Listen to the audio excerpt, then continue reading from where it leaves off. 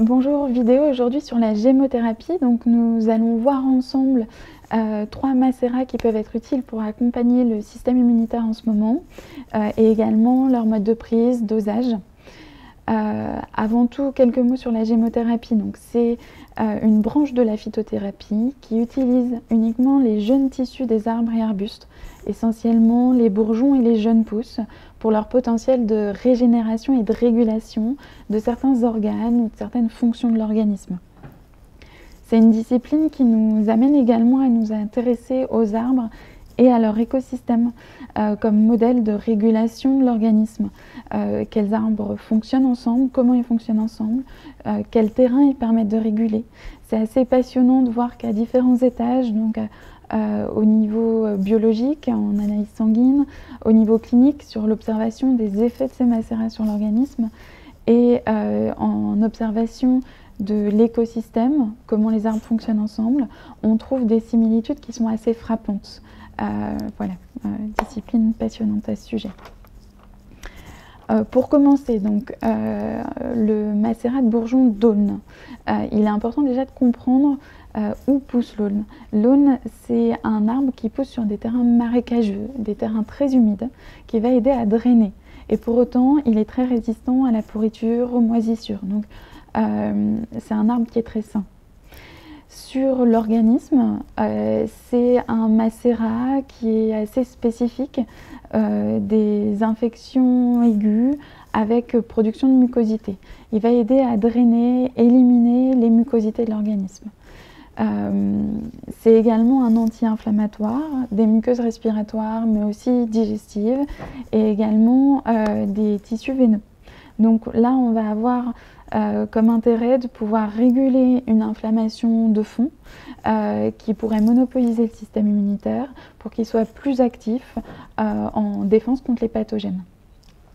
Il est également indiqué dans les syndromes grippaux. Donc si on fait une vue un peu plus globale de l'aulne pour un travail de terrain, il correspondrait à des terrains qui sont souvent chargés en mucosité, c'est-à-dire des personnes qui ont régulièrement des infections ORL, des rhumes, des rhinites ou des troubles respiratoires type bronchite avec des toux grasses et beaucoup de mucosité à éliminer. Deuxième macérat, le macérat de cassis, qui est une panacée en fait. Le cassis, un des bourgeons les plus employés aujourd'hui. C'est un grand régulateur des hyperréactions allergiques et pour autant il maintient vraiment un système immunitaire actif. Il va stimuler les lymphocytes, donc nos globules blancs, notre système de défense, et permettre d'avoir une immunité bien plus efficace. En dehors de ça, c'est un stimulant rénal, donc stimulant de l'élimination des toxines par les reins, ce qui est important en cas d'infection virale. On a besoin de stimuler l'élimination des toxines au niveau rénal. Et dernière chose, mais très importante, c'est un régulateur du stress chronique. Si vous avez vu la vidéo d'Hélène sur stress, sommeil et immunité, vous comprendrez à quel point c'est important, et sinon allez la regarder. Vous avez toutes nos vidéos sur la chaîne YouTube de l'Aromathèque. Indiquez aussi le cassis dans les syndromes grippaux et différentes infections virales. Donc là, si on veut faire une vue plus globale de terrain, on va travailler le système immunitaire sur des terrains plutôt en stress chronique, en épuisement, en fatigue intense. Et troisième macérat pour aujourd'hui, le noyer.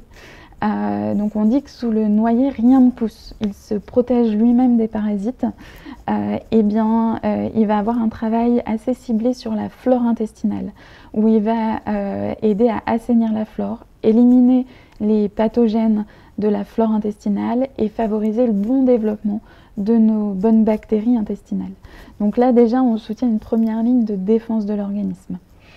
Dans un second temps, en deuxième action, il active directement le système immunitaire, un peu comme le cassis.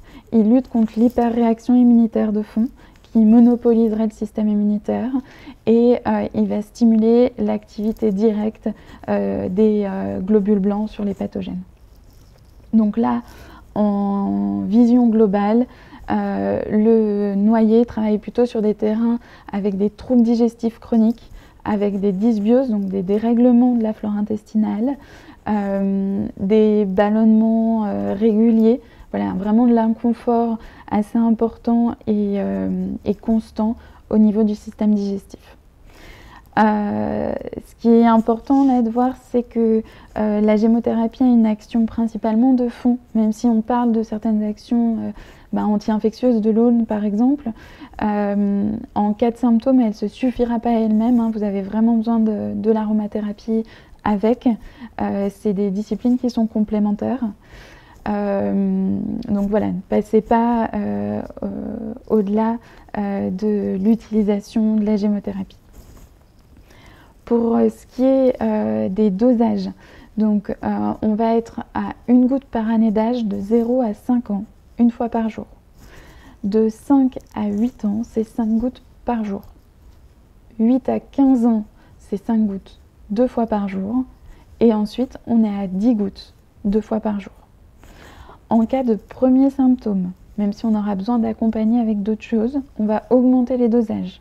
Et dans ce cas-là, de 0 à 5 ans, c'est 1 goutte par année d'âge, mais 2 fois par jour.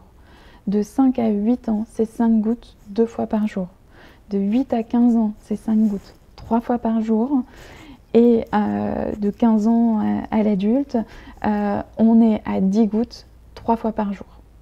Voilà.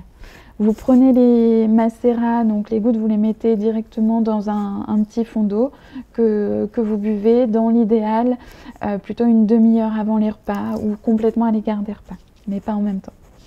Voilà, merci.